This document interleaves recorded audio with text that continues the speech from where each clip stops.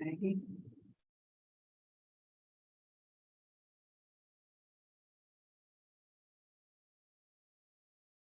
We switched the high seats for the low seats. I know. You're sitting in one of the switch seats, so I'm sorry. Not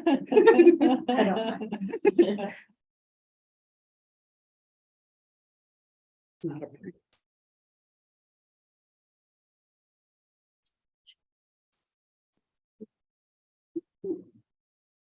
Okay, welcome everyone. Yes? Yeah, I think we can begin. Welcome everyone. Full house here in the meeting room and which includes Dick, who's online and here in person. But welcome those who are. I guess one vote, right? Oh, Yeah. Just one vote. And we have a few people online, so thank you all. Why don't you call attendance? Sure, Please, Jamie. yeah. Jessica, Here, sorry about the mute. Rita, Here. thank you. Maggie, Here. Dick. Here. Marla, here. Randy, Here. Emily, here. Thank you all. Thank you. All right, so we'll get started with a land acknowledgement, in which I want to begin our time together with an acknowledgement honoring all Indigenous people, the people who came here before us and nurtured this place as stewards of Mother Earth, the first people. I make this acknowledgement aware that this land is unceded and that issues of water and territorial rights and encroachment upon sacred sites are ongoing in the Wabanaki homeland. I acknowledge that the Owaskawag people who once lived in what is now Scarborough, and that we support efforts for land and water protection, that we honor the current tribes who have stewarded this land throughout the generations. And we have two other members, if you could call them in, Jamie. Sure, Kathleen, can you just say here for me? Here. Thank you. And Pete, Here. Sorry I'm late. Oh, no, it's great to have everybody here. We'll first vote on the minutes and then I'll talk about the agenda tonight. so there were two sets of minutes in your packet from our regularly scheduled meeting on May 8th and then our special meeting on May 22nd. If there's any questions or corrections or a motion to accept. I'll make a motion to accept both sets of minutes. Or do we need to make separate ones? No, it can all be one. Okay. Is there a second? Thanks, Second. Marla. All right, we shall roll call. And for the sake of my sanity, whether you're an alternate or not, I'm just gonna call your name. Feel free to vote. Rita, Yes. Jessica, Yes. Kathleen, Yes. Maggie, Yes. Pete, Yes. Dick, Marla, Yes. Randy, Yes. Emily. Yes. Thank you. Thanks, everyone. Okay, so for our agenda tonight, we are going to be focusing on our top concerns around development that would help us advance our goals around conserving land and building resiliency. And to that end, talking about potential ordinances that this commission can focus on. We'll also have an organic land care update from our PMAC folks. And under old business, we've got a great report out from the education subcommittee, and we'll talk about Sustainable Scarborough Day. Somewhere in there, I think just before new business, I'd like to make a note about membership of the commission and an update on that. And I'd like to have a chance for us to celebrate the significant step that the town of Scarborough has made through the council's passing of the 30 by 30 resolution. So we'll do that just after public comment and new business, if that sounds good to everybody. Great, getting head nods. Anything else anyone wants to add or make sure we talk about today? Okay, so we'll open it up for public comment. Oh, sweet. Oh, no, you're right. Oh. You got, your hand was up first. Okay, great.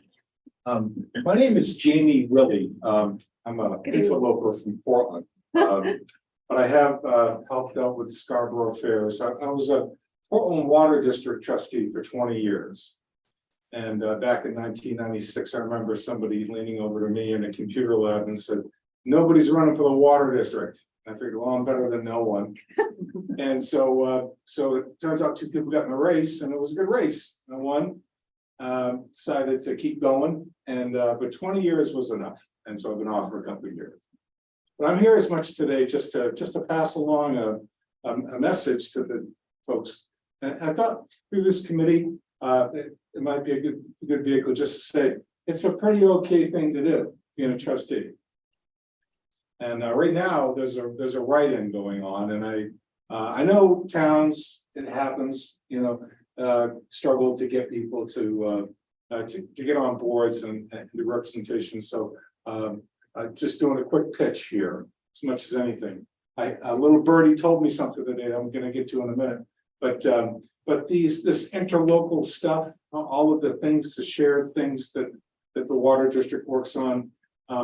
You don't have to be an engineer. I've seen a lot of different trustees on the board. You don't have to be an expert to be on the board. You can be the butcher, the baker, the candlestick maker, you know, and it can be a good experience. I think district staff does a great job of getting people, you know, going.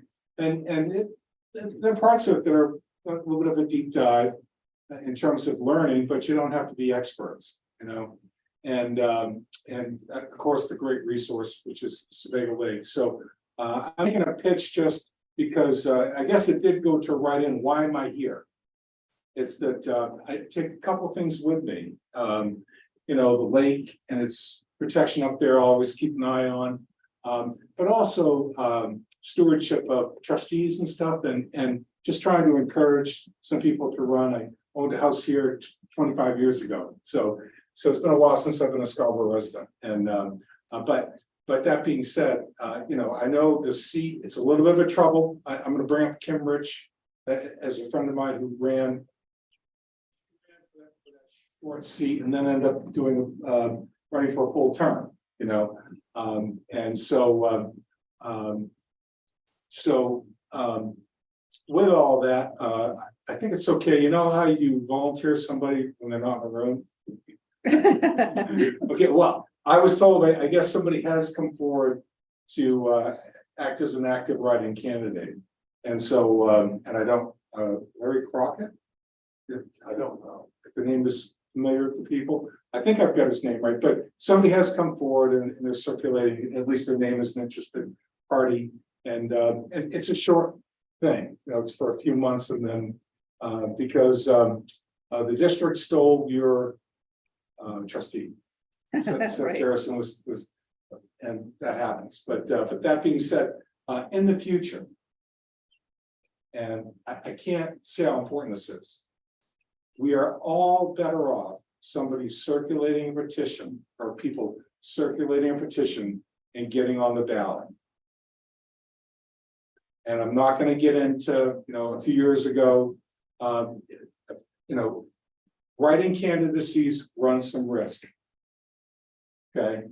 And it's, we're all better off with, and so I'm just encouraging, you know, for people to run for the water district. It's and it doesn't speak to anything related to the writing candidate. I'm talking about a past experience, you know, past experience. And so it's just good to get people that are interested. It's a really interesting place. The water district has a lot of gear. We like that stuff, a lot of processes. And so I hope you have somebody interested, you should have them look into it. Thank you. Thank you. Thanks for your service and for coming tonight. Oh, it was actually after 20 years though, it is time to move on. Take care. Thank you. Evening. Leroy Crockett. Oh, Leroy Crockett. Just a note, were the people online able to see him? I didn't want to interrupt his remarks. You were able to see him? Okay, I couldn't tell by what I was seeing. Thank you. Marvin? Thanks, Marvin Gates, 423 Black Point Road. I sit on a couple of committees, long range planning and coastal waters and harbor. And I attended the all board summit on Thursday. And I know some of you were there. And I have just two things to say. I wanted to congratulate you on the 30 by 30. And I also wanted to note, I lead a non-profit 501c3 nonprofit here in town, the Prospect Conservancy. And I spend a lot of my time with people who are well educated and understanding and even conservational in their approaches, who really almost you have to drag kicking and screaming to understanding what the simplest things are that you're doing, and perhaps the reasons that you're doing it. Kicking and screaming is probably a little harsh, but you won't be very surprised about what you might take for granted that people do not get. That's my little background pitch. For instance, at the town council meeting, which last Wednesday, and I was there throughout, the word about the 30 by 30 initiative was aspirational. And when I hear that, it's sort of like, I don't know, I get my hackles up a little bit, and I think aspirational, no, this is more than talk. An actual goal, ambitious, okay, that applies. And aspirational may have words, meanings that I don't quite understand. Now, at the final thing I have to say, at the all board summit, I was very intrigued. One of your colleagues, and I don't know who it Jessica was. Sargent. Yeah, was there and made a nice, good presentation. And then towards the end of this, which has all the committees there, Karen Martin, who was nice enough to send me the recording of it today, asked, okay, so everybody's heard about everything, and now let's start kicking it around. What committees can work well with other committees? And I have a certain slight political bent, so I'm not exactly opposed to, having a nice little match. But I did hear, and I don't know who it is, I should know. After Karen said, okay, so who has something where we can, Karen said, it does seem to me that there are lots of different opportunities. And I would love to hear if anyone else heard some opportunities of other groups they would like to work with.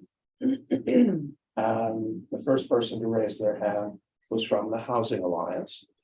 And the Housing Alliance said, and I quote, one of those things that strikes me is that I hear, oh, I have a lot of interest in conservation.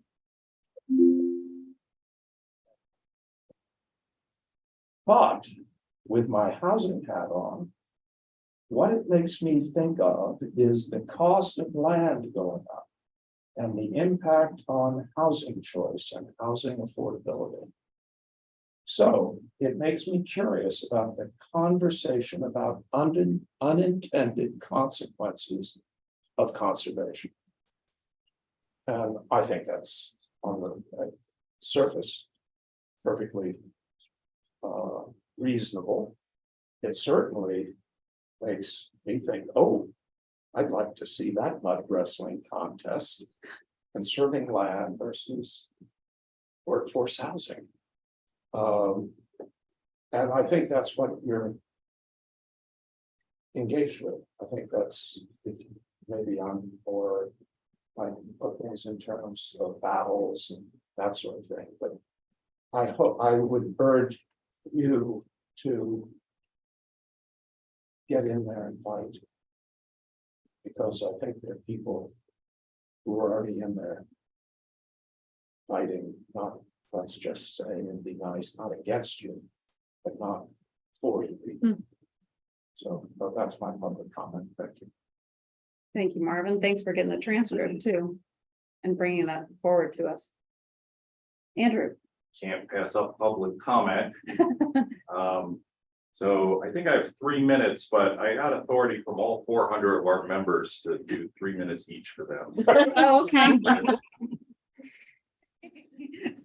That sounds like a filibuster to me, but. Motion to adjourn. Yes, motion to go back home and join on Zoom. Now, one is I wanted to congratulate you very much on the resolution, and I know you'll probably bring out streamers and cake and stuff after this, so we'll be for that. I did want to tell you, after that resolution was passed, the council also did pass land bond funding for a project that we had in front of them. It was the second reading. So that is moving forward. It's 30 acres off of West Beach Ridge Road. We just have to raise another $120,000 now to finish that off. I'd be happy to accept checks. Any checks, pennies, coins, dollars, pesos, whatever you want, I will take it. We're going to be working very hard on that, which I mentioned to the council would be the first acquisition under 3030. So there you go. We can keep a column now and start keeping tabs. We also are bringing a project tomorrow to the Parks and Conservation Land Board. So we'll be hopefully back in front of council very soon. And trying to then raise the rest of that project. So moving forward. Great. Thank you, Andrew. Thanks for being here tonight. Anybody else online? No, We do have one attendee. no hand raised. Yeah. Debbie, if you care to make public comment, you can raise your hand. Okay. Well, thank you all. So one thing that I mentioned I wanted to insert here is a notice about our membership of the commission, and regretfully we have a resignation from Emily Springer, but it also is paired with happy news for her and her farm, and I invite you to share a little bit about that, what's in the future for you. Sure, thank you. So I am resigning. I wanted to come to one last meeting. Our farm got a grant from the USDA, and that's a really wonderful thing. And I'm really excited to help other small farms within the state of Maine grow medicinal herbs on their land, which in turn helps the soil. It increases biodiversity. It helps pollinators. So the grant is for me to go out and consult and help farms be able to really improve both their revenue stream, but also their soil. So it's a really great grant. I think a lot of you are involved in grants and you know how much work that is. We are a very small organization. And so in order for me to be able to take this on and be able to do it well, I need to really pare down my focus for a little bit. So thus my resignation, and I will miss you all. But I know I only have so many hours in the day, and this is also important work. So I wanted to come one last time and just say thank you and keep fighting the good fight. And I'll be watching from the stands for now. Nice. Well, thank you for being a part of this commission, Thank moving you. it forward. Thank you, Andrew. Yeah, thanks, Emily. Congratulations too. Congratulations. Thank you. And it's great that you've been able to come here in person to be able to hear our appreciation for the work that you've been contributing. And of course, you're going to be part of our alumni crew. Absolutely. So, always in touch. Thank you. And therefore, I think it opens up a new opening, a second alternate somewhere that we're going to organize and get straight on. Yeah, I know, right? And I do believe that we do have an applicant Great. that the appointments committee will be taking up the next time that they meet. Terrific, thank you. Always good to have interest in joining the commission.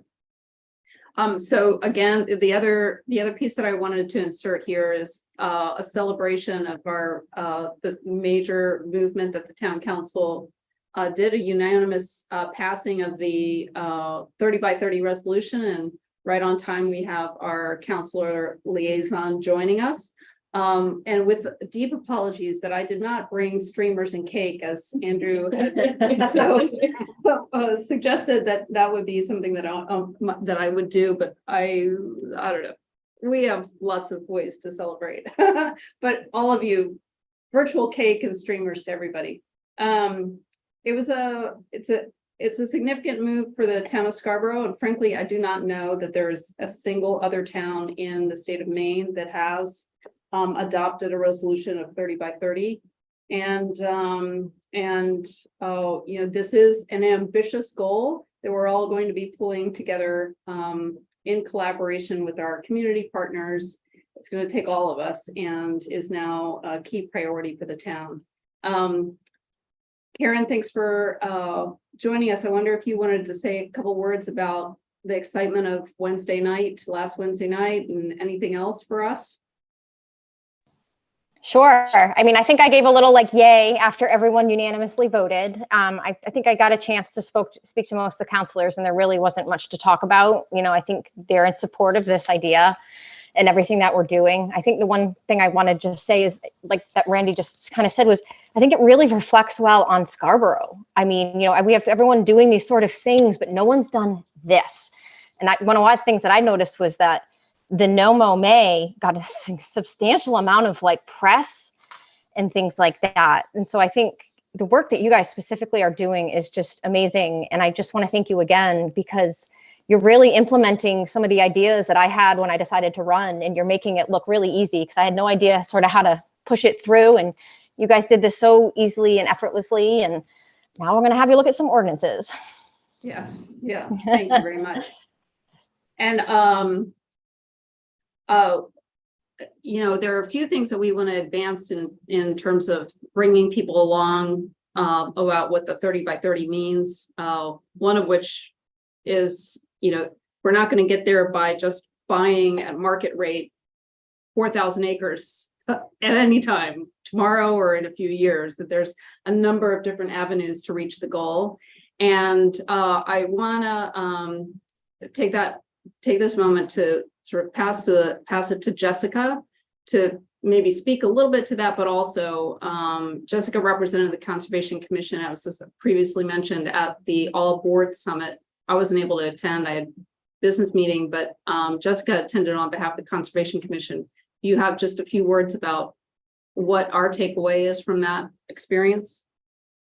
Yeah, it was a really good experience, and Karen was there also, so she can help fill in some of the gaps. I think that there are a lot of partnership opportunities, and I'm thinking specifically trails and transportation, and that actually touches a lot of the other boards and committees, or shellfish. There are a lot of committees that I think do touch upon conservation and where we're going. There was the comment from the Housing Alliance, which I was surprised about, which I guess I shouldn't have been. I don't think we're in conflict. I think that we're going to have to build creative partnerships. This isn't we're going to do one thing or the other. I think that there are opportunities for a lot of different projects or committees to work on projects that move things forward for all of us. And it's what's suitable and what's best in certain places. Where there could be affordable housing or workforce housing or even well below area median income housing, there should also be conservation amenities and transportation options like trails. So let's not say we have affordable housing or we have conservation. We should have both in this community. It's a tapestry. And so I don't want to get into this false choice where we can't have one without the other, because we want the community to reflect the community we want to live in. And that includes both conservation and other affordable housing and other amenities for the community, and how do we move those things forward? Thanks, Jessica, and smart development too. Yes. You know, this isn't anti-growth. I think that was Not mentioned Yeah, at the workshop. It was mentioned at the council meeting, I believe, and this is about really elevating all of the opportunities to conserve the resources that we have and using the different tools that each of us has to advance that. So the I have Want to look at the. yeah, side by side, because I've also forwarded. Thank you very much. All right, so we on to new business. We want to talk about the commission's top 5 to 7 development concerns. A prelude to that, or an intro to that, is in your packet, you had some proposed ordinances and updates. And since that was developed, we have learned that it is likely that an open space plan will be funded, an open space It was funded. has been funded. There's another thing. Two cakes, lots more streamers. And an ad hoc committee is going to be formed through the council. That was mentioned last Wednesday night. And we've heard about the composition of this committee to work on what we need for an open space plan. Included in that, and what would be we would anticipate as part of the open space plan, is how do we look at a range of ways to achieve 30 by 30 and increase open space for the town of Scarborough, which would likely include impact fees collected to advance and conserve open space. I mention that because that's one of the proposed ordinances and updates in your packet. I'm going to suggest we don't need to discuss that much tonight, because that's anticipated to be part of this plan. Same with protecting open space. So we're looking at, in terms of these ordinance updates, and I know I'm kind of switching back and forth, is coastal resiliency ordinance and increasing stream protection with larger buffers. And then there's going back to what Pete has brought to us before, is using zones for pesticide use, or preventing pesticide use. So that's a note on the ordinances. And it's woven into what are our top 5 to 7 development concerns that we would be discussing with the planning department. Angela's here to help us in that conversation, continue what Autumn has been having with us, and Jamie and Eric. And my view into that is referring to the 5 conservation principles that we've raised before, that we advanced when we started issuing our early comments on site plan reviews or applications to the planning department. Those 5 being protect large, contiguous, undisturbed natural areas wherever possible. And I believe the focus being contiguous. The second is buffer zones. Third is plan development in ways that protect natural areas, meaning minimizing disturbance to natural areas. Use altered land instead of breaking new ground. Fourth is minimizing disruption to storage and movement of water. And I think there's a lot of strong work that's being done by Angela's team to advance that, but maybe we can look at other pieces. And then 5th is also Angela's team, use of green infrastructure to manage stormwater in developed areas. So that's what I think we are saying are our top development concerns and how we would look at potential ordinance updates. And at this point, I'll stop giving my sort of intro and ask, do any other commissioners have thoughts or issues that you want to bring forward? And I think we can open up to conversation with Angela.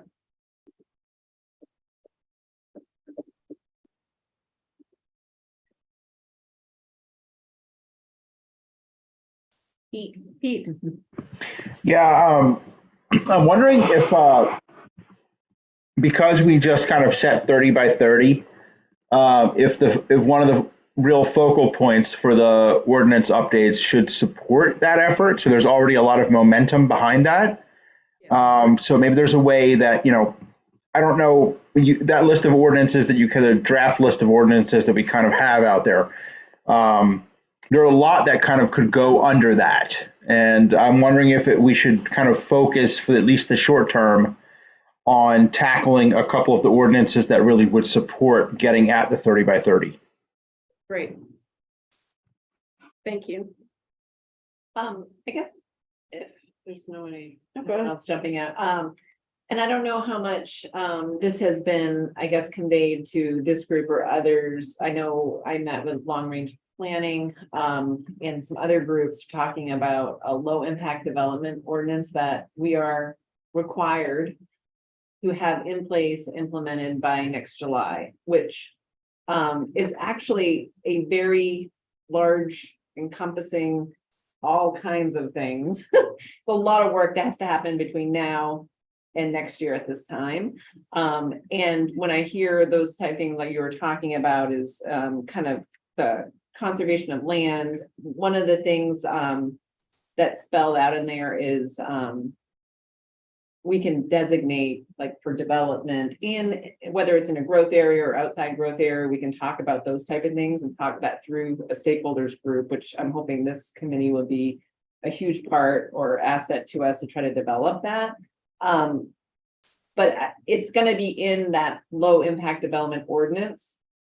So it'd be nice to marry it with something else. If you guys are looking at trying to get ahead of that, we talked about low hanging fruit. There's, I think, the stream buffers and protection of wetlands is something that from myself in doing development review, and Eric, I know him and I talk about this a lot, is it's hard to watch slowly pick away at the wetlands or the floodplain or hearing development come into the planning boards whose hands are tied when they say things like, well, DEP is fine with it, EPA is fine. We have our state, federal permitting.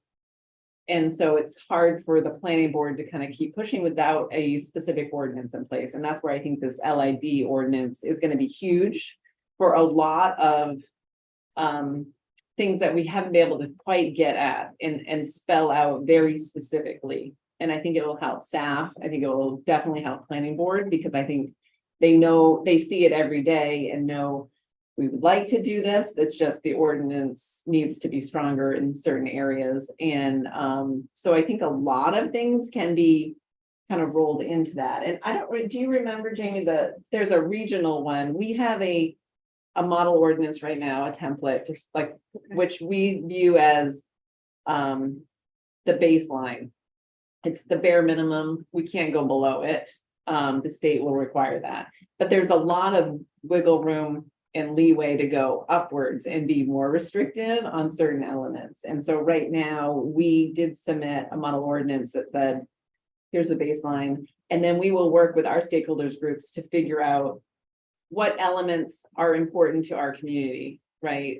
Because there is going to be some back and forth. I mean, I know we talked about with housing and different things. We have the same thing with some struggles with kind of going back and forth with growth or conservation, but I think there's a lot of elements. I talk a lot at Transportation Committee. Complete streets is really their priority, which in some respects goes against some of the elements of low impact development because we're talking about reducing impervious area and then we want to increase sidewalks and bike lanes. And so there's going to be internal struggle even between this group and trying to come up with what is that that spot that works for Scarborough, because it's going to be different than South Portland, it's going to be different than Gorham, even though all these communities are still are coming up with the same, everybody has to come up with a low impact development ordinance in the greater Portland area.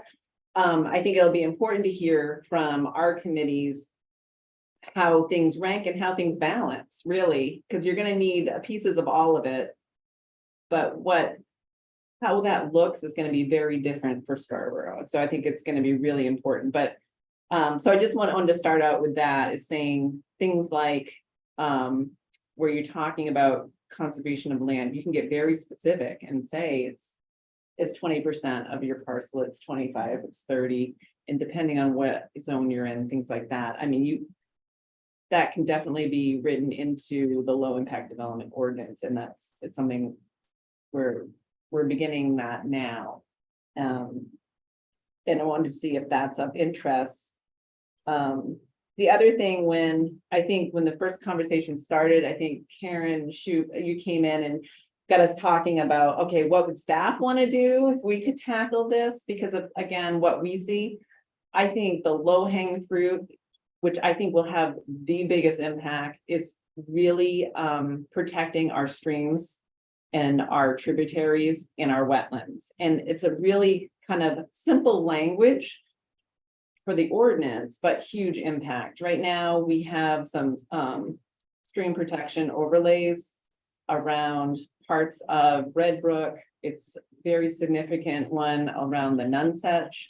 But there's no reason that can't be on our other streams, or even the tributaries to those streams, that we see a lot of issues, quite frankly, as they kind of then are coming into the larger stream corridors. So, and then just as we see every planning board meeting, people getting into those stream setbacks, or just starting right up to the line on the plan with the wetland, which I struggle with, and I make them come back and have a sort of a buffer. I push as much as I can, even though they're allowed to go up to that line. I can, like, we start talking about constructability, and is that really practical? No, if you're going to that line on the plan, you're disturbing that wetland. So we start pulling them back as much as we can, but without any kind of legs to that, a buffer would go a huge way, I think, in helping that. And then also just avoiding some things that we see on construction sites every day, right?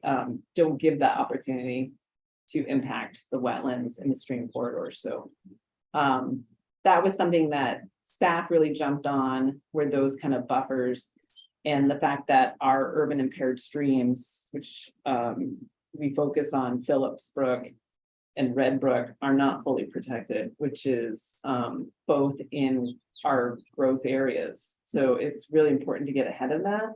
So that's, I think, where staff is at. And then we also have 2 threatened streams that are in growth areas as well. Could be great to add protections too. Yes. And Jessica does have her hand up. Okay.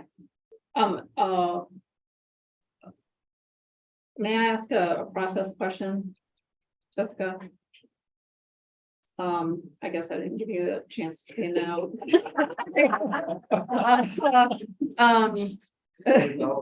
So, thank you. So the low impact development ordinance, how do you see the process? You're working with long range planning committee. How do you see the process of bringing in different groups, and so where will we plug in? And then on the stream protection, do you see that as am I understanding that could be a separate path? Yeah, I think that could be an immediate path. Okay, thank you. I'm sorry, I'll let Jessica speak yeah. first. Well, Randy, you read my mind. I wanted to know, the low impact development ordinance seems like such an opportunity for this commission. And how do we, and it's nice that there's sort of an external deadline, it has to be done by next July. So how do we get as much as possible in there as a conservation commission? How do we kind of load it with all the good stuff that we want to have happen? And, in some ways, how do we push it? Like how do we actually do it as a commission? I guess my thoughts, and this is where I lean heavily on Jamie with her, with the outreach piece and things like that. And when we start doing these, this is a pretty big process. Like I said, I've only done initial conversation with long range planning. I think it needs to go back to them with this model ordinance we have and start talking about some of the things we're hearing here from the commission or from other groups. And then hopefully be able to tie them in a normal situation, we would have at least 2 or 3 public meetings. And I would call that a stakeholder meeting, which we would probably specifically target and invite. Where you guys sound like are kind of trying to drive that and move that as quickly as possible. It could be something that really we just lean heavily on you and that we bring in your agendas that you guys can start working on that. And we start talking through by starting with the model ordinance and then seeing, you know, avenues you want to increase that we can kind of go back and forth and play off the other stakeholders and see how much traction we get. Like I said, I think long range planning, and I know we have Marvin here, which is helpful, is a good group, I think, to take in, and seems like you guys represent pretty well the balance for the town. You guys don't seem to have like a hyper focus on this or that or the other thing. It's more of, okay, we need to balance everything and make this come out right. You know what I mean? And I think that's where it's helpful to hear, okay, conservation is feeling really strongly about this, and you get some reaction, I think, from long range, which is helpful. And then we can kind of go back and forth with that. So, I don't know if We you have. were just discussing at our last meeting. Yeah. Unrelated to this. Mhm. I saw in your minutes, the idea of how large parcels should be, and is there any way that your committee could survey in some way areas that are developable, and it was said the best time to have those conversations during pre-application. This is what Autumn said at the May 8th meeting, taking advantage of you looking at me. And she said, however, those meetings are not required. He said, use this ringing the bell. A process or operational suggestion that I would make is to ask that those be required. Yep, this is one way to, I mean, At that. just as a first Yeah, step. yeah. You got a seat at the table. it's, That's something that council can do. And weigh their, take their temperature by asking. I hear you, and we also have heard and may it be in the minutes too, the strongest way at it is to start advancing ordinance recommendations. Yeah, and I will say, one of the challenges in developing the model ordinance that we will share with you all is that we're trying to do this on a regional scale, and so the needs of the different communities are very different. So when you see the model ordinance, it's pretty bare bones, Okay. so that it could be tailored to each individual community that was going to work on adopting some version of that ordinance. The other challenge is that Angela kind of alluded to, a lot of the low impact development principles and concepts do contradict with local goals. So they do contradict with the complete streets and sidewalks and walkable communities and things like that. There may be innovative ways around that. There will be pushback from the development community because innovation often is more expensive. So it's finding that balance, and maybe some compromises where we may have to give a little bit over here to get a little bit more over on this side. But that, again, that's the stakeholder process where we will hear what the local priorities are and try to make this the best low impact development ordinance that can be implemented in Scarborough. Because that's ultimately what we want, is an ordinance that can be implemented, not just something that's on the books. Because we're required to do it, we want it to be effective, and we want people to comply with it, and the planning board to hold people to that ordinance. And that's why stakeholder process is so important, and it's only a year. We only have a year to get this done. In addition to doing our open space plan and a number of other conservation related initiatives that were thankfully funded by the town council, but it's going to be a lot of work coming up. And then just working backwards, just to get, I don't know if you guys have worked on ordinance changes in the past. I mean, it is quite a process when you start talking about changing our site plan or subdivision ordinance in particular. Has to go through multiple rounds through not only council, but the planning board. So just scheduling meetings, because the planning board meets only every 3 weeks, and then council's agendas that are so full. In the ordinance committee. And the ordinance committee, thank you. So even if so we don't have a year, I guess is what I'm saying. If you back that up just because of their schedule. Yeah, so we do need to get started with that. And there is also some guidance, like you said, we worked at a regional basis that had, here's the baseline, but here's things to talk about. Here's, for instance, we didn't put in a specific conservation goal, knowing that we would want to talk about it, like as a region, maybe they're at 15%, but we didn't put that in our baseline because we might want to be higher in Scarborough. So there's those type of things that we just really need to get at. Are you able to share with us the model template, as bare bones as it is, and then we can build off from there, and then we can make it an ongoing agenda item through the process. I think what I would see happening too is Jamie can provide you with, like, each meeting, even if we talk about, there are like I said, there's the next step. So if you see the baseline, there's different I guess criteria or categories that we can talk through kind of in each meeting, right? You're talking about, as she mentioned, one of the challenges is decreasing your impervious area footprint, which means maybe bike lanes go away or sidewalks go away, things like that, but you can find that balance. There's other ways to decrease impervious area. So that's the point. You need to, instead of writing, we're not building any more sidewalks in town or bike lanes in town, it can be, we're reducing impervious cover this way instead. We're looking at our parking standards, we're looking at our width of roadways or drive aisles, those type of things. You can start narrowing other ways. So that's where I think we can also provide you, here's some talking points and try to get some information from the group on where they kind of land on it. Thank you. Pete? Yeah, just a quick clarifying question in terms of what something you just said, Angela. So are you saying if we decide to tackle, say, the setback and buffers in chapter 405, shoreland zoning, that process may also take almost a year? So, okay.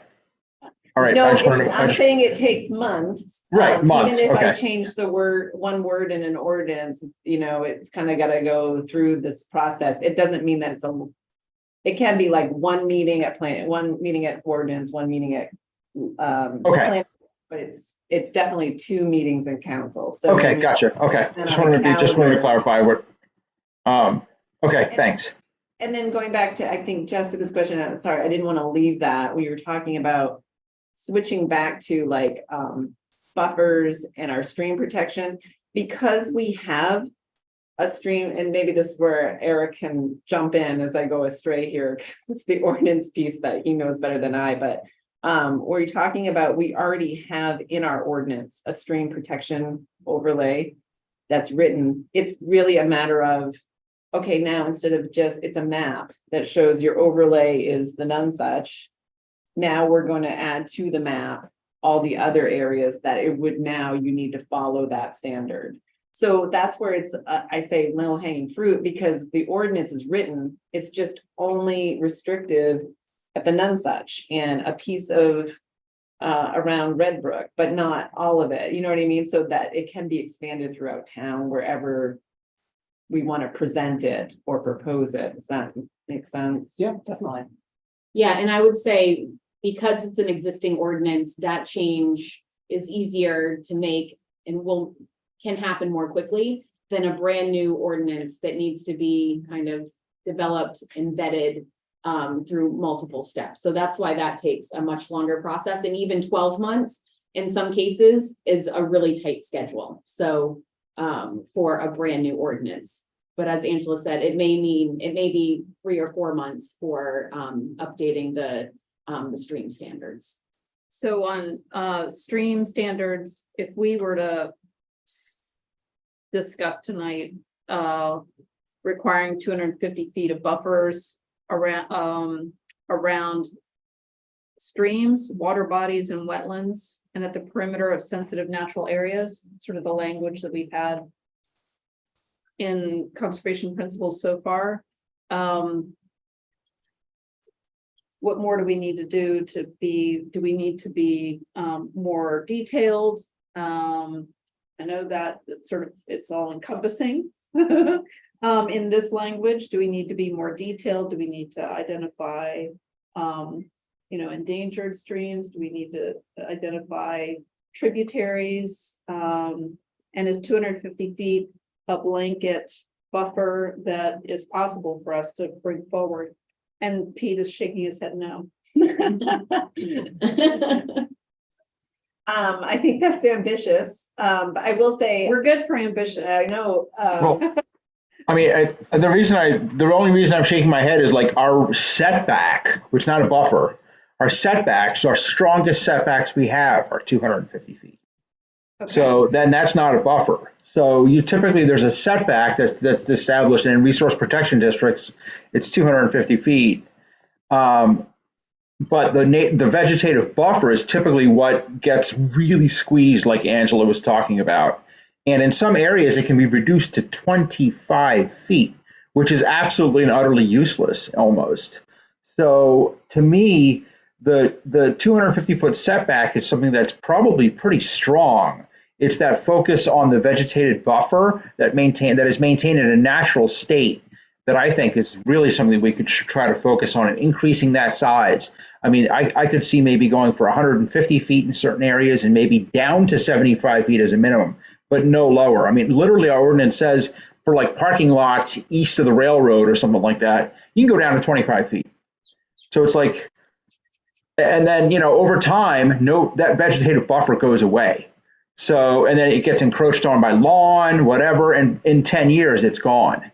So another thought that I had related to that is, are there ways that we can place stronger, I'm not going to say conservation easements, but I'm kind of going that way, on the areas that are native vegetative buffers. So I don't want a buffer coming in and being like a planted tree and grass. That's not a vegetated buffer. Like we should be talking strong native vegetation that therefore protects the adjacent tributaries, et cetera, et cetera, et cetera. So I'll get off my soapbox, but I'm just wondering if there's a way that we can also have a mechanism to really protect those buffer areas, because as we know, even in my own neighborhood, trees are going down all the time everywhere. And it's like, I don't know who has buffers where or what, but I guarantee you that a lot of those buffers have been encroached upon. So I'm wondering if there's a stronger protection for for those established buffer areas as well. yeah, that's a good point. And one of the things that I guess I'm also thinking of making sure we don't throw out something too large that we don't get everything. I guess what I'm looking at is our urban impaired streams right now, to Pete's point, I'm like watching them within 25 feet, right? Is there a way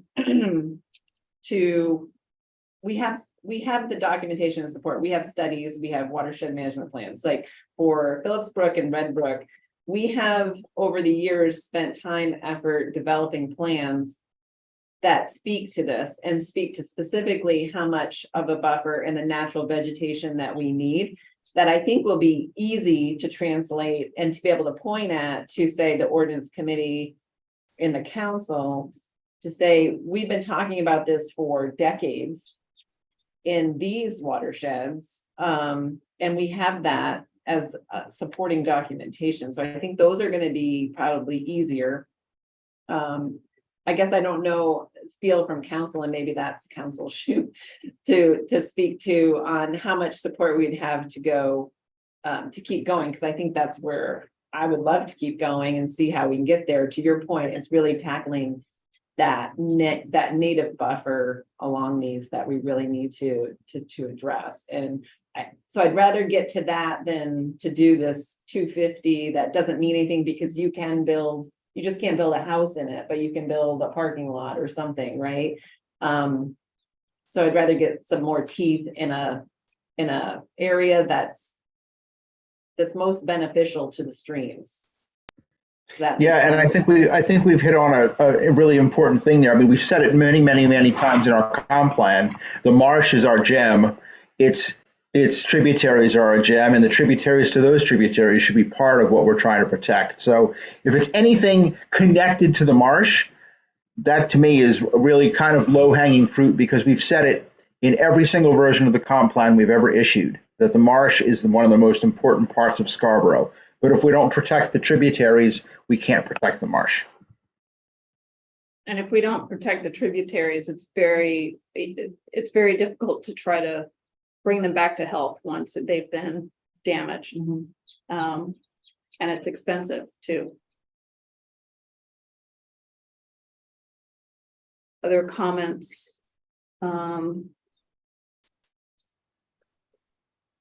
So it sounds like we will look at the LID template, and then we will look at what we can add in terms of Pete, in terms of stream buffers. Could we have planning staff confirm for us all the locations in our ordinances where this topic would need to be tackled? Because I know there's shoreland zoning, but I don't know if there's other spots where this native buffer / setback language would need to be potentially changed to be consistent throughout. Because I'm only more familiar with shoreland zoning than anything else. Yeah, I think the things that, everything touches on is site plan and subdivision. I think it would be important to make sure that we're at least referencing whether that will definitely reference our LID ordinance in the future, but it also referenced shoreland, and we can add something into that to make sure that's clear, because essentially every development that comes through has to go through either a site plan ordinance or the subdivision ordinance. So you'd be capturing that. And I think they currently reference shoreland zoning. Right. It's usually cleaner because as that changes, you don't have to go remember where all those references are. So it's usually cleaner to reference an entire other ordinance, but we can look at that. Karen, I don't know if you have anything to add, and then Pete. I mean, I have a lot of thoughts. I don't want people to be deterred by the timelines that they're implicating with the ordinances. I definitely think there's a lot of appetite right now with the current town council to continue and keep this momentum. I know there is with me, and I can tell you that in the offline conversations I was having with folks, it's just more about educating them why we really want this stuff to come through. I would really love to try to find some low-hanging fruit, as we call it, and group together some ordinances that we could try to push through pretty quickly, because I think we're looking at it the wrong way. I feel like we're being negative. Yeah, it's a long process. That's why we need to do this right now. That's why we need to identify, because this is what I've said previously, is, we don't know how long this momentum is going to stay. The council constantly changes, and I really want to keep with it. And if we can identify a couple of these ordinances, make these changes. I mean, I think Angela had a couple really good ideas about some changes that we could do very easily. And so I don't know how much longer or how far or how long we have to talk about it in this setting before we can go to the ordinance. If we can just say we want to make this change and then start the process. I can tell you the process is not pretty. I mean, they're constantly making changes. It doesn't have to be perfect either. So I don't want to get stuck on the details. I think if we look at an ordinance and say, okay, I think Angela had a great idea about, we have certain protections over the Nonesuch and other rivers, but not all of them. I mean, let's get that ordinance. Let's put it before ordinance. I don't see why we can't stay with the momentum, continue the process, and figure out some of the tweaks. I will just make one comment, and maybe someone else can correct me if I'm wrong, but when we talk about the low impact development, I've not heard pretty much anything about this. The only concern I have right now is my understanding is the long range planning committee is specifically working on commercial design standards. So I don't know if there's some sort of deadline coming up for them that's requiring them to be working on that right now, but just hearing right now for the first time that you guys have a deadline in a year for this low impact development ordinance, and knowing that long range planning is currently not working on it, I think it's just something to think about. So if they're not working on it, they're not thinking about it yet. So probably whatever we get in July might not be as beefy as we'd want it to be if they were currently working on it right now. So I don't know operations procedures, if there's any way that somehow other committees could be working on it if they're not working on it. But I would like to try to do as much ordinance work as we can and move it along. Thank you, Karen. I can say that on long range planning, we're working on commercial design because we chose to. There's nothing else really going on. At the moment, it's a very big process, takes not just a year, years, I think. So I don't know how you really. Well, I guess I would also say there's a definite need, seeing that from the planning board side in the reviews, there's that's a really outdated standard that is separate from there was a lot of things going on that was not a good situation for that needed to be addressed. And I think with Autumn coming in, being the new planner, going, what, we need to fix this, right? So there's some of those kind of eye openers that, you know, and not to put any blame on past planners, but we're just kind of going through, this is what we do. Well, what I I'm think saying having is a fresh eyes. he gave us the choice, Yeah, so that Right. there's a lot of subjectivity. And it's about getting your desires in front of who you want, or who you need to see them, and I mean, that's my experience of long range planning, so Mhm. I don't think it's rocket science. I think it's knocking on the door of Autumn and saying, we have a clock ticking and you give us some time. I can't imagine you wouldn't be successful. and like I said, probably the real run to the work would probably happen with either public process, public meeting, or through this committee. And that long range is really reacting to, Right. they don't really write ordinances, they react to them or tweak them and things like that. Yeah, that's what I was going to say. I think Yeah. that this, Yeah. this group will have a much bigger influence initially on the ordinance. Yes. And kind of putting in there what you want to see, and then it'll go to long range planning for their kind of response and things that this group wouldn't have considered because we're not necessarily in the planning realm as much as that group is. We just fit it into the big picture. Mhm. And it moves on. Thank you. Pete? Angela, did you say that one of the things that was an easy low hanging fruit was redevelopment in the floodplain? Or am I putting words in your mouth? You said something about floodplains was a low hanging fruit also in the No, beginning. It's difficult to watch, I think, development happening in floodplains or in wetlands and those things to try to kind of push back at that. I think we do have a conservation subdivision ordinance, is that what it's called, Eric? It's not a separate ordinance, but it is part of the zoning ordinance. So that specifically speaks to like trying to reduce the footprint of subdivision and conserve land.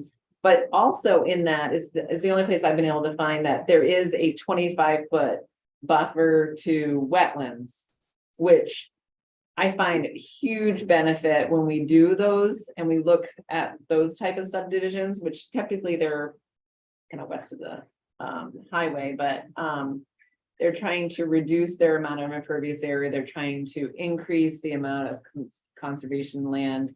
And on top of that, because it's kind of this in looking at the environmental impacts, there is a standard in there that talks about 25 feet from wetlands, which we don't have in any other ordinance, which I find beneficial when we review those. And then I find it aggravating when I review a site plan that can go, as I said, inches or right to a line, and they literally will go to the wetland line. So I think that's another one that would be a huge benefit that is written in another ordinance that could easily be cut and pasted into site plan and a regular subdivision ordinance.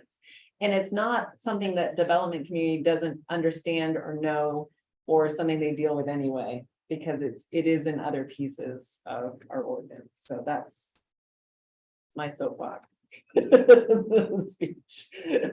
Karen, and then I'm gonna have a comment and move us to the next item.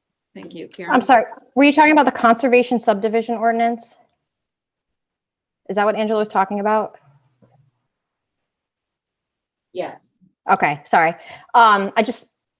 For a different perspective, when I was on planning board, my interpretation of the conservation subdivision was it is land that is not developable within the zone. So they don't have enough 1 acre lots to subdivide. So it's land that I've questioned, is it even being taxed as dividable? And it seemed more of an ordinance to develop land that was had too much resources on it, and they were trying to find creative ways to be able to develop it, even though they had a lot of resources on it. So I've been trying to get rid of that. Well, I would say this though, is they do need to show, here's what we could develop on this parcel, and it's whatever, it's 20 lots. And then we do a conservation where we cram it all together. So you have you have smaller lots, more dense, and maybe you get the same amount, but they're in a smaller footprint. And to your point, yes, it's usually on lots that are probably difficult to develop because of the amount of wetlands. The problem is, and I'm seeing, is if you take that away, then all those wetlands are filled, because people will develop out a 20 lot subdivision and all those wetlands will be filled. Because they can permit that through the state. So that's what we're seeing is, and we get everybody coming in front and saying, nope, we can do this because I have a state permit in my hand that allows me to fill an acre of wetlands. But that's just the truth of it, is they are able to do that. So it's trying to find, I think getting rid of it completely might have some consequences. We might want to look at maybe rewording it or trying to strengthen that. To your point, I totally understand what you're saying, because we keep saying all the good lots in Scarborough are developed. So you're going to see these kind of, like you would say, undevelopable lots, but technically they can develop it in certain ways, which might not be good for the environment. So we need to figure out how we tighten that up. I think you're right in that respect. Okay, So, Pete. last comment, sorry. So then does it make sense to possibly explore strengthening the ordinance for protection of wetlands in terms of fill at the local level? So maybe they could get the DEP permit, but then but because Scarborough has a lower threshold, we are then effectively protecting that wetland from development, and then would allow for so it's not being filled. Because what is it, 10 acres right now or something like that? Or what's the what's the 10 acre stat that I'm thinking of? I don't know. Something less than 10, anything less than 10 acres and you're fine. In terms of filling wetland. I don't recall what the 10 acres I'm thinking of. Maybe it's 1 acre, but Well, anyway. I think it's different permitting. It's different. Yeah. There's different tiers, right? So if So- you're talking about disturbed area, 10 acres. Yeah, so maybe one way to approach it also is proximity again to the resources we're trying to protect. So you can't fill those areas if you're in an area where the wetlands are part of wetlands that are tributaries to the Nonsuch River, the Dunstan River, the Red Brook, all these different watersheds that we're trying to protect. So maybe that's a way to approach the problem. And I think you wanted to move us on, Randy. Thank you. I'm gonna suggest that we have a draft, some draft language to consider and vote on next month around wetland protection. So Just wetlands or the stream overlay? all of it, yes. This the crux of the issue that we're discussing. So we'll bring to the commission some draft language to consider and perhaps move forward so we can take advantage of the time that is now, the momentum that we have and the urgency to protect these streams. And I just want maybe suggest that, rather than having really polished language, have solid concepts. Because I think, Autumn will help take the concept and put it into the appropriate language. Great. Thanks. We have an update, now moving on the 2023 organic land care. Update. Sure. Not very exciting, which can be a good and a bad thing. We haven't put anything on our town maintained property since 2019. So the last application we put down was a Celiprin in 2019 to deal with a grub issue. We actually got 2 contiguous waivers to do it back-to-back years, because that's a product you put down in the spring and then it transfers for the year, and we were advised to do that 2 years in a row. And then monitored, and we have some grub issues, but nothing of a magnitude to request a waiver. So we haven't done that. The one thing we have done, and we haven't even put fertilizer down in the last couple of years, just because of more for staffing issues, but also the grass is growing so fast with the amount of staff we have. And so we were mowing in November last year. And we've had 2 different park managers in the last couple of years. So we do have a new park manager that joined us in the fall. So he's got some different concepts we're going to look at. So the good thing is, we haven't put any products down since we've really focused on the cultural practices, really water management. A lot of our parcels, some of you may know or not know, but most of them are rehab sites that aren't great. Old dumps, parking lots, movie theaters. A lot of our specs we're finding out, when we look at Wentworth, topsoil, we've got requests for 12 inches in demographics, and we've got 1 in this area and 6 in there. So nothing is consistent. So our goal with PMAC prior to COVID was to get to a point where we can start looking at individual sites. Hopefully we'll be able to get back to that, but with pressure, we've spent most of our staff resources on aerating and overseeding, and we can do those in-house. We bought that equipment just prior to COVID. I think my second year, we switched away from a contractor to buying that stuff. So based on our compaction, that's where we've spent our staff time and resources.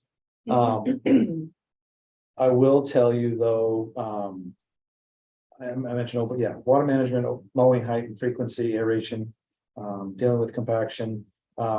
We are monitoring a little bit, and Casey's going to be looking at some standards. A lot of our facilities are overused. We don't really have a park besides the interior of Memorial Park that doesn't have an athletic purpose.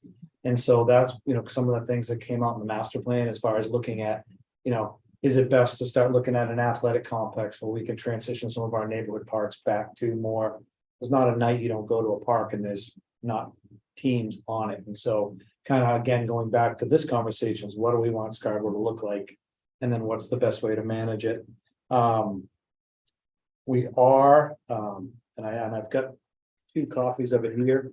We've been trying to reduce the size, and I'll pass one this way. We've been trying to reduce the size of a lot of our ornamental beds, in our parks, and how we treat them, and we let a lot go to grass and stop. But on this campus specifically here, Public Safety Building and Memorial Park, those are probably the 3 parks that we treat left, and we've been doing a lot of hand picking with weeds, and it's become astronomical. So we talked about it last year, just in time, and the price of our contracting is just going through the roof. So this is a product that South Portland's been using. It's Miramichi Pro, and they've been using it on fence lines and different stuff. So we have a master applicator that's working through a landscaper to try a couple weeks of the topical. So we've just gone through, he's going to finish weeding all the beds. It only works, it's a topical burn. And so we picked everything by hand, mulch, and so hopefully within the next week or 2, he's going to go around and try these in his beds to be, if that's another resource for us, to be able to manage those. We are looking at, and probably something I should probably bring back to this group, but our pond management in Memorial Park. Both of our fountains have died. We've had them rebuilt. I think they're 12+ years old. And so talking with some colleagues, just looking at different ways to manage that. We've stopped putting dye in the water, which, help mitigate the growth of some of the blooms and that sort of stuff. But we're looking at new replacement founds at the moment. We're talking upwards anywhere from $18,000 to $30,000 in a system to keep that pond moving. Again, dealing with inlet and outlets, that sort of stuff. We've done a lot of hand raking as far as pulling stuff away to try to help. We're working with geese issues. We get more geese every year. So trying different tactics with that. We've reached out to the warden service and there's nothing they can really do for us. So we're right down to just sounds silly, but a lot of places are using remote control cars to scare off. So we're gonna try that. Cars or boats? Well, both, because my fear is they're gonna go from the land to the water and then wait till we leave and come back out. They're smarter than we are sometimes, so. But anyway, so this is a product we've passed along the PMAC pest management ordinance as far as notification on and offline as well as signage. So once I get that date from the company, we'll get that going. Conversation for another one here. I keep pushing it off every year, and I say it's a personal choice that people can spray what they want on themselves, but we're getting a lot of conversation from the school and some general public around tick and mosquitoes. And so we've really worked with Todd Jetson, the school facilities manager, about working back our buffer lines around the play areas, trying to cut back so that growth isn't close to the play area. So we continue to do that. And I continue to tell people that call me, you are the parent, you can apply whatever you want on your child prior to or during activities. We haven't gone that route, and I don't really see a good offset to that yet. So we're trying not to just fight that battle and stay away from it. So just so you know, things we hear about all the time. And then the good thing for us, we were afforded in the school fund is going to be funding it 2 more parks maintenance workers for us. So that'll help with a lot of our resources. We've got some very skilled and handy people that I would love to get doing projects and increasing trail work and dealing with some of the other stuff that we've kind of done deferred maintenance wise. So that's a positive for us. And then hopefully, once we get that staff on board, we presently don't have an active contract with an applicator. We had It's Green, and that lapsed during COVID, and like I said, we haven't put any fertilizer down. We've been doing the cultural stuff ourselves, so we need to decide if it's time to put something back out and get somebody on board for the fall. One of the things we would really like to do is make sure we aerated last year, but look at the best way to put our facilities to bed at the end of the year. So that's the kind of number one goal on the organic is how do we better put things away in the winter when they're resting. Really important. Yeah, so. That's the 5-second version. Can I ask you a Yeah, question? yeah. Do you know how long this remains in the soil? I can't find it. I don't off the top of my head. I can get that answer for you. Thank you. Thanks, Todd. I don't know if Rita and Marla are PMAC experts have any immediate questions. Well, I don't know, I haven't really ever heard of this, so, and Yeah. so I haven't looked at it. But I do appreciate all of the cultural practices that you put in place. I really feel like town's made a lot of headway. Yeah, and I did when we reached out to them. It is on the Armory list, so it does check all. the Yeah, it boxes, so does, right. That's kind of our first kind of where it's the baseline, and then we figured out who else is using what around here that's actually worth attempting as far as the product goes. So Right, and this was recommended to you by some other. this was recommended by one of our landscapers we use, and he's using it in some private developments that are going more. And then I reached out to like South Portland, Parks and Rec is using it at their facilities. So. Yep. Any other comments or questions for Todd? Oh, I think Rita brought it up. Jamie and I did, and I spoke with holy smokes, I need more coffee. Allison, our communication director, because we were working through her on the website, Rita. They are still trying to find some of the back information that we had on there, soil tests. Right. Field. She sent me some stuff last week, and I said, this is just a fraction of what it is, so I didn't remember or even realize, but there was a reiteration of the website. Between this one, there was a Google, our Yeah. website used to be Google, Yeah. and there was like a 8-month window there. And so she's trying to get him to go back to websites to Okay. find that stuff. Again, paper copies of it, but it was all up there, so she's got him digging into that, so I'll report back. Yeah, the way back machine. Yes. Luckily, most of the important stuff as far as timeline is in your 2019 report. Mhm. Good. Well, thank you, Todd. I appreciate that. Yeah. That's So- great.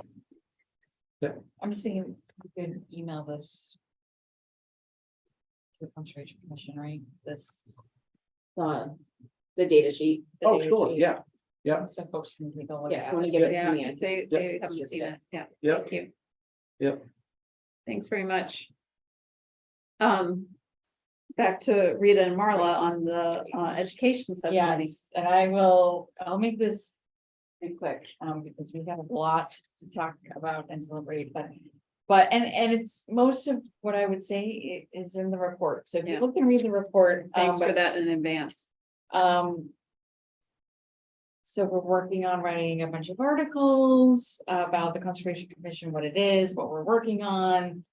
And I heard from Randy today that there will be an article about the 30 by 30 and the town council resolution. So we're gonna wait to see what is written, and then we might be doing something out ourselves. So that'll be something to look forward to. But I will say the leader has been covering a lot of conservation related issues coming out of the Conservation Commission and the Scarborough Land Trust. And so I think there's a real interest. I feel like almost every week there's something Yes, it's nice to from see. one of, our group or one of our colleagues, like the Land Trust, which is great. So we're working on some more articles, working on our speaker series. We've got a couple dates. So October 5th, we have an event with Pete. Thank you, Pete, for offering to do this, and Kristen Courier of the Maine Natural Areas Program. And then Sally Stockwell is gonna come. She's from Maine Audubon, and she's got a great program related to forestry, and she'll be here November 2nd, the library, and then we're gonna work on another one. I need to get back in touch with Jamie about this. But we want to, and this was really Rita's idea, and I think it's a really important idea to talk about the tributaries to the marsh and how we all live in a tributary. We all live in a watershed, and everything we do really affects the marsh. And so that's sort of like the concept we want to make. And so we've got some ideas, and Jamie's gonna help us, and some of our friends at the Friends of Scarborough Marsh are gonna be helping us with that too. So they have a water quality monitoring program, and we want to try to recruit some volunteers for them and just build a collaboration with that group. And then I started tracking Scarborough Conservation Commission topics in the news. So it's just something that we're gonna continue to add to this list. Nice. And then we'll be able to sort of report out after the end of the year that, and some of these we've created ourselves, and some have, written by Allison or by the Scarborough Leader journalist, which is great. So that's about it in a nutshell. And I'm going to hand it over to Jamie, because I haven't been able to make the last 2 Sustainable Scarborough Day meetings because of the timing in the middle of the day. So I can't wait to hear what's going on. But before, I recognize and thank Rita and Marla for the time that you put in between meetings to prepare all this and coordinate these topics, these articles. I love the tracking, so thank you for that. And I'm gonna send you a couple others too, because. Oh, I'm sure. No I'm Mo sure. May was featured on both Channel 13 and in the Press Herald, so. I'll send- Randy, could I just ask one question in regards to our possible participation in the 25th Annual Summerfest? What have we done in the past as a commission, and is there any interest in having a presence there this year? I don't know, they're not, since I've been. Yeah, the part of the commission hasn't had a table in the past, sustainability, like both the committee and then myself as the sustainability coordinator have had a table there with information on various topics. I mean, Todd's department runs that. I think that there would be space for the commission to have a table if that's of interest. If you want to pull together some information, and an activity always goes over really, really well. To get kids and families involved, but I'll defer to Todd on that. Yeah, just let us know if you want to. We're accepting applications right now. I think it's, knock on wood, if the weather's good, we've got more food trucks than we have, and I don't know if you've heard of the band 12OC. They're on 101.9, the country radio station in Maine, every Wednesday. They're big up, and they're the performers this year, so they're gonna draw a pretty, I think, Yeah, but a very big crowd. big Yeah. crowd, so I Nice. think it's definitely, something you guys wanna do, let us know. Thanks for the question, Rita. Good, thanks. So Sustainable Scarborough Day, it's on the committee's to-do list to reach out to all of their vendors by July 1, so that we can start getting people committed. And start thinking about the layout of the event at Wentworth School. So we will be hosting at Wentworth. We've got kind of a plan A, which is outside if the weather's beautiful, and a plan B, which is inside if it's not so great.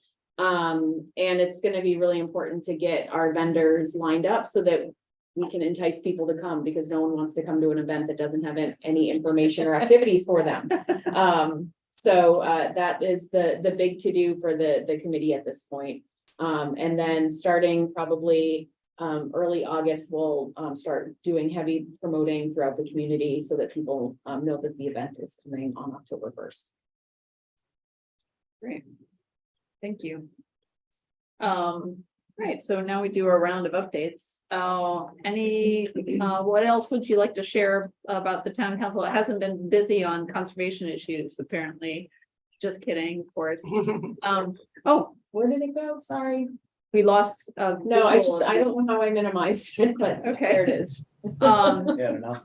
Karen, other things to add?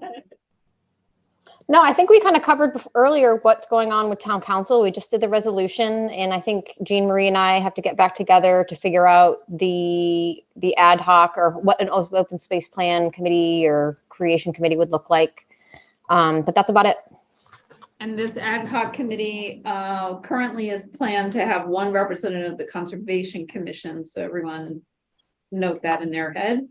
And will be invited at some point to put forward somebody, I suppose. And planning board? Yeah, so I think a lot of the same projects that had been sent out for the June 5th meeting still remain. The planning board had a very full agenda on the 5th, so a lot of those agenda items did carry over. So the sketch plan for historic renovation project at 4 Highland Avenue, which is it's marsh adjacent. It's because Highland Avenue is essentially the first street that you get to off of Black Point Road after you cross the marsh. So that might be of interest to the commission. Other than that, we have a lot of projects in developed areas, redevelopment of the Wendy's, potential bank on Gallery Boulevard. So I think that's really probably the biggest project for the commission to consider at this point, but I'll be following up with the full agenda later this week. Thanks, Eric. Yeah. And Sustainability Committee. Sure. So Sustainability Committee has been helping the planning department with the commercial design standards, specifically looking at lighting and making sure that if efficiency is built into the lighting standards. It's very out of date currently.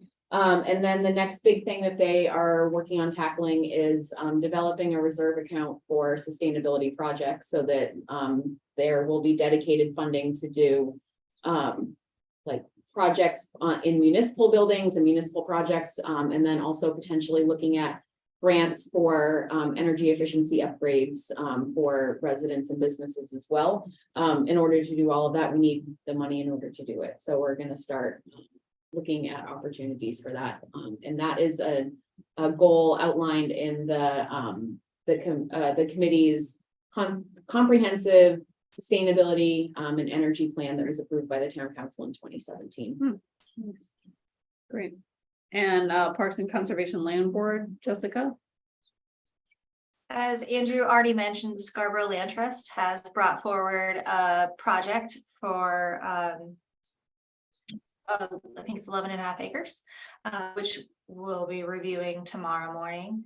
And if we get through that, continuing work on the detailed assessment form evaluation process.